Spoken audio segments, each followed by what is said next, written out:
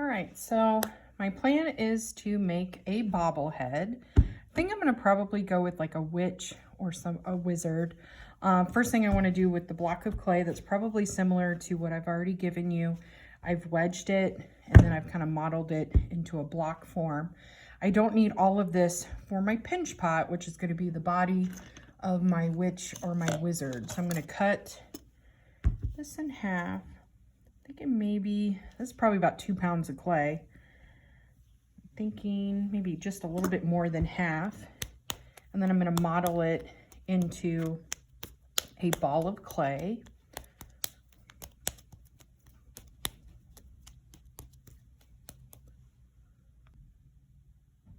So now that I have my clay into a ball, I'm gonna start with my pinch pot. So I'm going to press into it with my thumb. This is where I call this like giving it a belly button.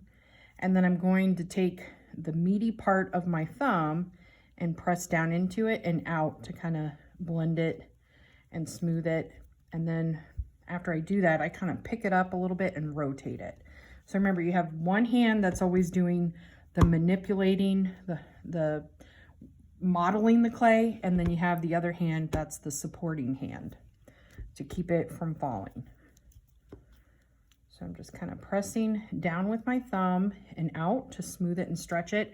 And really my hands, my fingers on the outside are just another way of supporting it and keeping it even. So this part of my thumb is the part that's really doing all of the pushing and pulling, not really the outside.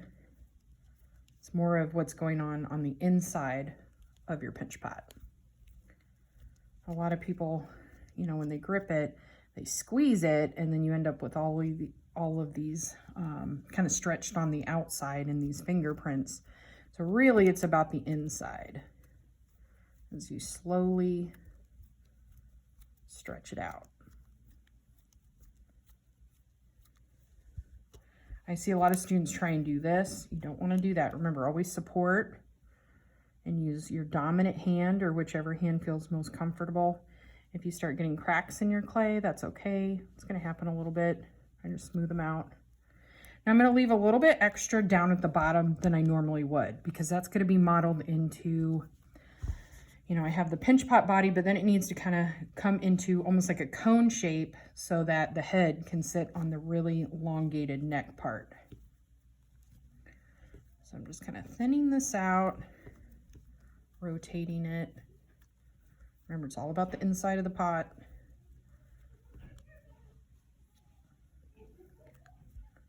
Not worried too much on the outside. Just kind of wanting to make sure my walls aren't too thick.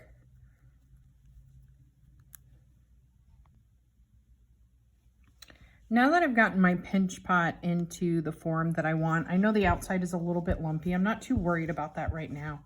And my walls are a little bit thicker than I would probably leave them, but you know, when I work with clay, I like it to be just a little bit thicker so that I can thin it out if needed. When it gets too thin, I start worrying that the walls are going to cave in. If you had to leave this, like if your walls got a little too thin and you needed to have a little more support, you could take some newspaper and lightly ball it up and put it on the inside of your pinch pot if you were worried about it caving in. But if it's gotten that thin, I would just recommend probably creating a second pinch pot to see if that might work out a little better. I'm not adding any water to my clay. If the mat feels like it's getting too dry, sometimes you can add a little bit of some spray water to that. So right now I need to build up kind of this cone shape. So I'm gently going to use the table to help me model this into a cone. So I'm going to keep rotating it. I'm just kind of grabbing it and turning it, really trying to just kind of stretch that. And remember, I left the inside a little thick on the end, knowing that I would have to do this. So I'm supporting with my left hand, and picking it up and turning it with my right. So it's very mechanical to keep it even.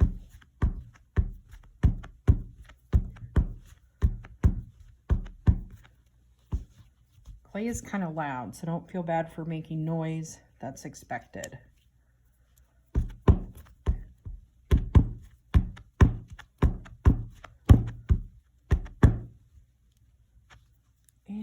inside, I am kind of stretching that out just a little bit more. And on the outside, I'm kind of just squeezing the end to get it kind of that, almost looks like a little Hershey Kiss, but it's hollow. That's what I'm going for. Just a little bit longer neck. So I'm gently squeezing the top and turning it. So even though I switched hands and now I'm manipulating with my left hand, I'm still supporting with my right. So just remember, there's only one hand that gets to model the clay. The other hand is always the supporter. Because if you have two hands, you know, they're not going to always be in sync. So you could be stretching the walls this way, stretching a wall that way. So you just want one hand at a time. Okay. So this is going to be kind of the neck. Kind of smooth that out a little bit. I use my thumb a lot for smoothing things out. I like using my thumb sometimes more than one of the ceramic tools because I feel like I can apply the amount of pressure that I need to, and I can tell because, you know, it's my thumb versus a tool. I don't always know how hard I'm going to press, so. And plus you got that real, like what I've heard people call like the meaty part of your thumb, and it works really well because it's so smooth. All right, so the inside is hollow, and I still feel like it's pretty thick. So I can even spend some time. Right now I'm going to kind of stretch that out a little bit more because the walls are a little too thick. All right, so I did spend a little time kind of blending the inside. I kind of pressed my thumb down inside here because I felt like there was a lot of thick clay in here. And then I could just kind of stretched it and blended it out. So really, like I said, I'm not stretching the outside, I'm just stretching the inside slowly. It's nice and smooth. I did add a little bit of water to this edge. I have a little container of slip that I'm starting to make. I just put little chunks of clay and I put some water. It just keeps dissolving and breaking apart. And ideally, I'm trying to get it into like a pudding consistency. So a lot of times it may take a couple days just to get the perfect amount of clay and water. Otherwise, you can use just a little tiny bucket of water, you know, till you have your slip. All right, so the neck of this, I went ahead and gently tapped it on the table so that it's kind of flat on top. And I'm going to put this aside, let it sit up just a little bit. It shouldn't feel like it's going to cave in. And right now, if I did put something heavy on the top, it would probably start to push it down. But it feels pretty sturdy, so I'm going to put it off to the side.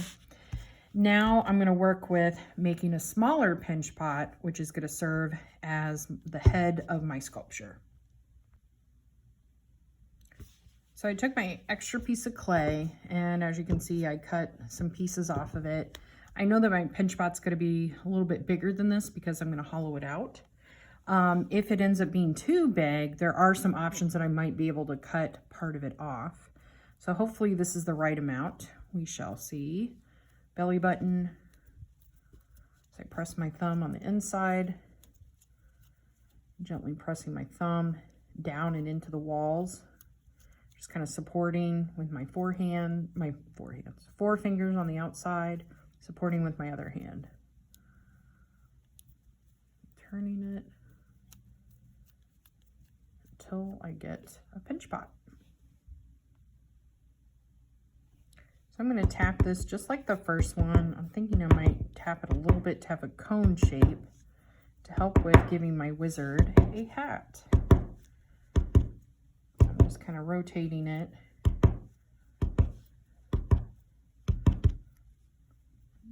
Going a little fast there.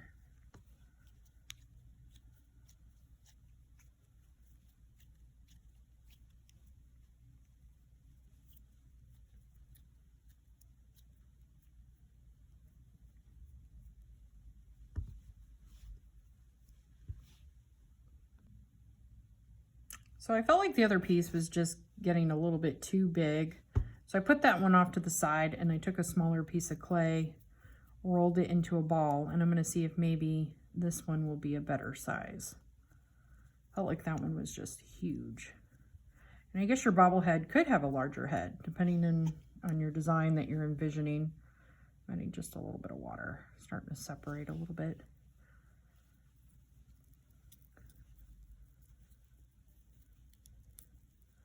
So hopefully this will be a better size.